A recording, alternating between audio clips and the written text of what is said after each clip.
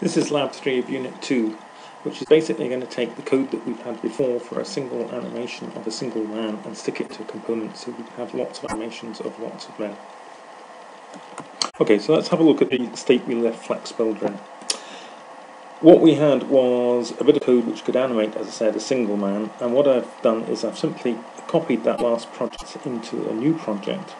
And this is our new project, and inside the default package we have got the code. So basically all the code is in here, and if I can run it you can see the state of the system. If I press walk, then the character will walk. If I press fall, the character will fall, walk, fall, etc. Okay.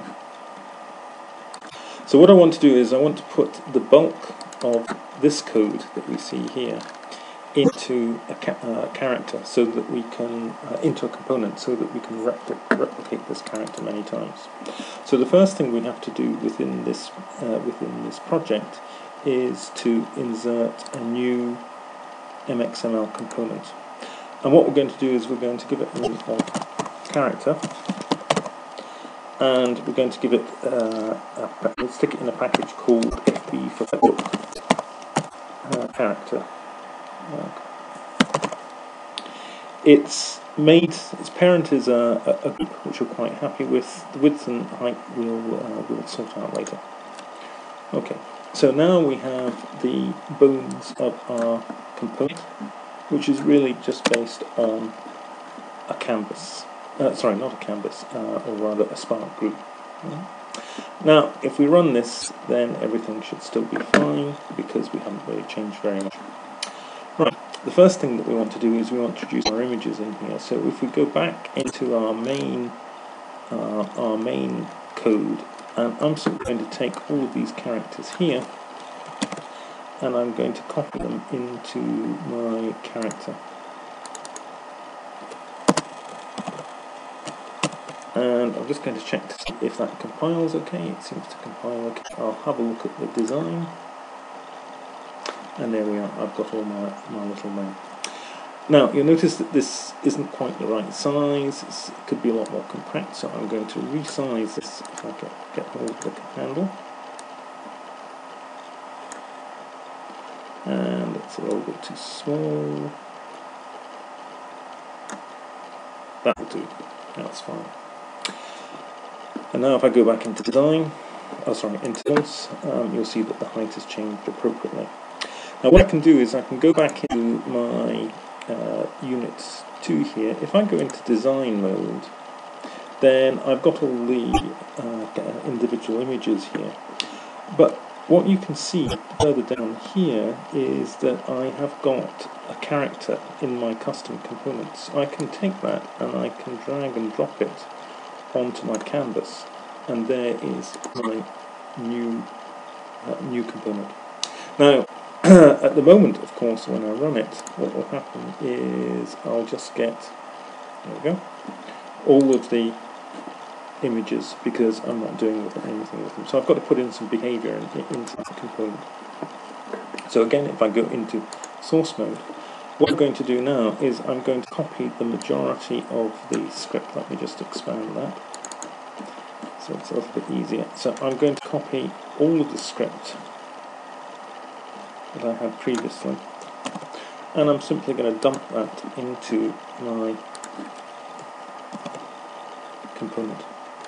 Now we're going to have to make a few modifications here. First of all, although the majority of the behaviors are going to get, the walking behavior is going to go into this component, when it interacts with its environment, then that's going to have to be in the parent application. So the very first thing I'm going to have to do is I'm going to take out this little bit of code here, which looks to see whether or not we're at the end of the parent. Right, so that's the first thing I've removed. The second thing is that we've got some references to the group which in the parent was called char1.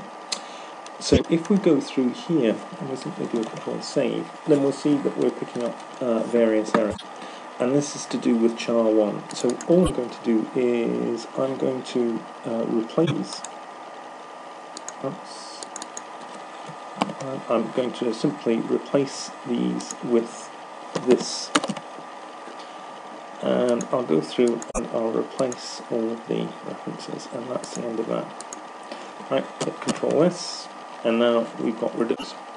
Now the other thing is that this initialization function up here, right, was currently invoked on application complete. We don't have an application complete event in a component, but what we do have is we have a creation complete.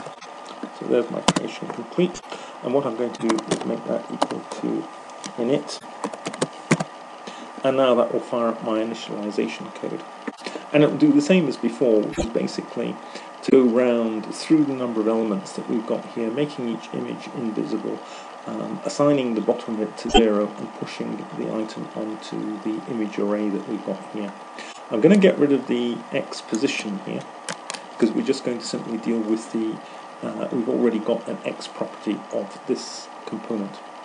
So if I save that, we find that we've got an error here due to that one referring to XPOS, so I can remove that, hit Control Save, and those problems have gone away. Now the other thing that I'm going to do is I'm going to change these. I'm going to have some methods to make this character walk and fall. Right. So we don't have any buttons here. So these functions which did respond to the buttons, I'm going to change those simply into public functions. So we can change this into public functions, which allow these functions to be called from outside. Obviously, if you can spell public. There we go. So we're going to call this one form, and we're not going to have any arguments here because we don't have an event to pass to them, or rather we're not going to pass an event to them. And now what we're going to do is we're going to save it and see whether or not this will actually compile.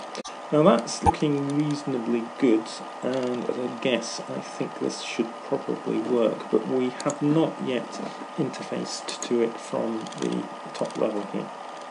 So the first thing I'm going to do here is I'm going to remove all the images from the group. So now what I'm doing is I'm working at the top level, the application level, and I'm going to simply delete most of the code here. So the first thing to go is all of the images. We've still got the button, 2 buttons, and we've got our new character element. So I'm going to call this character an identity of C1. That's my character. I'm just going to tidy this up slightly by removing the need for this end tag. There we go.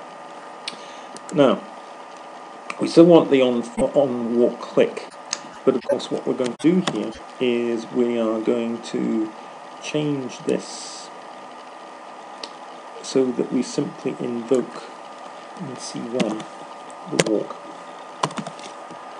And you'll see that the code painting has come up with the correct value there. And again down here, when the fall button is clicked, I simply want to invoke fall on C1. There's my fall. So you can see these functions are now much simpler. The other thing is that on enter frame, we've got 2 functions which control the behavior on fall on entering frame and on walking on enter frame. All this can disappear because we now handle this in the character itself, except for one thing, which is checking to see whether the position of character 1, right, is actually, sorry, I'm misleading you there. Let me just get rid of all this stuff here. What we want to do is we want to check to see whether or not the X position of character 1 is greater than the application width, and if it is, we simply set it to 0. And that's all we need in that little bit of event handler. Now I'm just going to change this event handler to remove the do walk because that's a little bit misleading, and I'm going to make this on enter frame. I'm going to add that on initialization. So most of the initialization is going to disappear, and all I'm going to do is I'm going to add an event handler, and this event handler is going to handle events of enter frame type. There we go. And what we'll do there is we're simply going to put on enter frame. We don't need the array information, we don't need the current image, we don't need the private variable there. Save it to see if all the errors disappear, and now what we'll do is we'll see whether it runs or not. If we press walk, we have our walking character. If we press fall, he falls. And let's just check to see that when he gets to the end, he goes back to the beginning. Oh, great. Okay, so we can close that. And now what you can see is we've now got a very, very simple top-level application which simply initializes the system to add an event listener which will check to see when the character gets to the end and collides with the right-hand wall and repositions the character at the beginning and recycles him. And we have two very, very simple functions which I could have actually just put in here. I could have put the C1 fall and the C1 walk directly in here, and it would have made this code even simpler. And that's the end of this project, which has shown you how to create a component, an MXML component. So now if we go back into the main application and I go into design mode, of course what I can do is I can go and take another one of these components, another character, and I can simply drop them on there. But of course if I run him at the moment I would need to put in some extra code which would make this character start as well.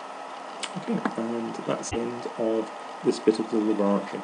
The next laboratory shows you how to use arrays of these characters. Thank you very much.